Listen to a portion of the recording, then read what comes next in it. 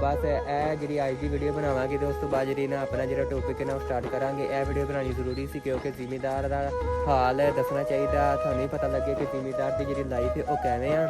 Businessman जी जिमीदार life बड़ी औखी है, यह बिजनेस बड़ा ही औखा। ये मसलन है कि हवाई रोजी है, जे मिल गई तो टाइम ठीक, ना मिल गई टाइम ठीक। हवाई रोजी मीह नेरी आती तो फसल तबाह हो जाती, थोड़ी थोड़ी हो जाती मसलन।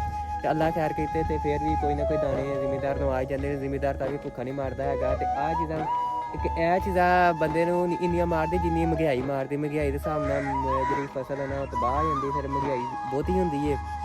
फिर इस करके फसलां घट रेट न जांदियां ने, फिर असीं खाद भी महंगे लिया के पाने, हर शै महंगी लिया के पाने। फिर जिमीदारां नूं इंज घाटा पै जांदा ते फिर कहंदे जिमीदार रुल गए। जिमीदारां नूं रिलीफ देण दी कादी एक ट्रैक्टर कढा के देंदे ना ओह देंदे ते ना होर। ते जिमीदारां नूं कोई ना कोई सहूलत होनी चाहिदी है। ते जिद्दां फसलां